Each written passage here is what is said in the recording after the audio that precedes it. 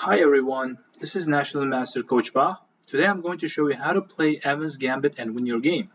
So Evans Gambit starts with e4, e5, knight f3, knight c6, and bishop c4. So in this position, black plays bishop c5 move. After bishop c5, white offers pawn by playing b4. So the idea of this pawn move is to lure the black bishop to b4 so that white can play. After bishop takes on c3, white can play c3 with a tempo. So bishop takes, now white plays c3 move. White plays c3 move, attacks bishop, and prepares to play d4. Besides that, white is also opening the diagonal for the queen towards the b3 square in order to create a battery and attack on f7 square. Also, that opens up diagonal for the bishop. In some variations, bishop goes to e3 in order to attack along this diagonal. So in this position, after white plays c3, black usually have three ways to retreat with bishops. So bishop a5, bishop c5, and bishop e7. Let's go over first bishop c5. So this is, out of all of these possible retreats with bishop, this is the worst scenario. It's worst variation because now white plays d4 with attack. So white goes to d4, attacking bishop, attacking pawn. So here, black will accept the pawn on d4. Now, white is not taking the pawn back. He instead plays castle, sacrificing another pawn. Because if pawn takes on c3, white here has very nice sacrifice of bishop on f7. Bishop takes f7 check, and after king takes, white has double attack with queen. Queen goes to d5. So this is a very typical idea in this Evans Gambit, checking the king now. The king goes to e8. Now, instead of taking on c5 immediately, white has intermediate check from h5. So trying to lure the black play to g6. So after pawn plays to g6, white just will take the pawn, bishop on c5. And here, white has a very strong attack against the king. And also, there's a dark square weaknesses, and white is going to use it. So this is too bad position. Let's see if white doesn't take pawn on c3. Instead, black plays knight f6. After the knight goes to f6, white is going to take pawn with the pawn and attacking the bishop on c5. Now, if bishop goes to b6, white plays e5. So the idea is trying to hold the king from castling by attacking the pieces. Now, the knight is in danger, and this e5 move is very annoying since this knight doesn't have any good escape squares. For example, if knight goes to e4, white will have here queen e2, attacking the knight and also pinning the knight. So if black will play d5, then white has en passant by pawn takes pawn. So after pawn takes pawn, notice this knight on e4 is pinned, in danger, so white is going to win material. If knight goes to h5, that's the worst move because now white have knight to g5 move, creating double threats, attacking on f7 with bishop and knight, and plus attacking the knight with queen. So this is why white is going to win material. If knight goes to g4, then white will play bishop to g5, attacking queen. Now f6 looks too dangerous because white will take and open up the e-file, attack the king. So black will try to play knight e7, trying to keep the pawns still on home square, but then white will go knight to c3.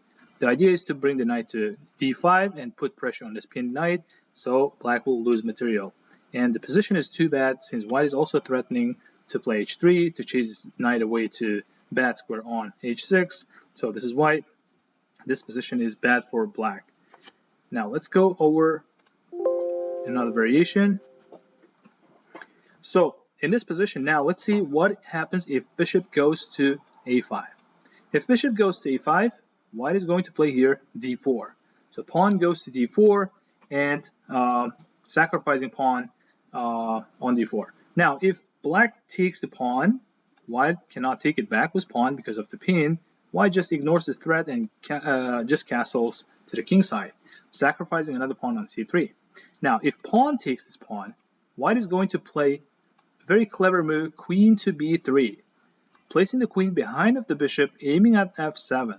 This is very vulnerable square on f7. And moves like knight h6, it's not going to help, and this is a terrible move because now white just will take this knight with bishop, removing the guard, right? And if pawn takes, then bishop will take on f7. So this position is too bad for black, since black king cannot castle, and besides a lot of weak squares around the king's position. So instead of this, white will try to play, black will try to play queen e7, protecting the pawn on f7. Now white will take on c3 with knight, knight f6, knight d5, knight takes, pawn takes, attacking knight, so that there's no time for black to castle. Knight goes to e5, knight takes, queen takes, bishop goes to b2. Again, developing, attacking the queen. So this position arises from the game of Bobby Fischer, who was playing white against another grandmaster, Ruben Fine, who was playing black, and he played queen to g5, trying to defend the queen and pawn behind of the queen on g7. So here white did h4, sacrificing pawn in order to try to deflect the queen from g5 square. He captured, black captured, pawn capture on g7, attacking rook g8. And in this position, Bobby Fischer played rook to e1, sacrificing an exchange, bishop takes, rook takes check, and after king goes to d8, that's the only escape square. Now white did very nice move, queen to g3, trying to deflect the queen from h4 square so that he's not controlling the f6. If queen takes queen, then white has mate in 1 by playing bishop to f6. That's why in this position after queen g3, black just resigned. Let's see the last variation. In this position, if bishop goes to e7, probably this is the best move for black, white will play here d4. Again, playing d4. So as you see, this d4 move after c3 is very common, and it's very necessary for white in order to attack. The idea is to try to lure this black pawn from e5 to d4 so that white has move e5. So this e5 move becomes very typical in Evans Gambit, which is very annoying against the knight f6. So knight f6 is bad because of the e5. Now, if pawn takes pawn, we're not going to take it back. Instead, here white has even better move, queen to b3. Again, placing the queen behind of the bishop, creating battery and attacking on f7. So the bad side of the move bishop e7 is that now bishop is blocking the black queen, so the black queen cannot protect on f7. Knight h6 we already know is bad because in that case bishop just will remove the knight by taking it, and therefore they have no way to protect on f7. But black can try to play knight a5, attacking the queen and the bishop. White will take on f7, check. King goes to f8. Now in this position, white should be careful because queen is in danger and bishop should be protected by the queen. And moves like queen d5 might be very bad because of the c6 move, which attacks the queen, plus queen protects the knight. And this queen has to go like this, which is not that recommended to have the queen in this position, since there's d5 is coming up, bishop can attack. The knight f6 looks very good move, which is develops and blocks the queen from the bishop. Therefore, in this position, the best move for white just to play queen to a4, defending queen plus attacking the knight.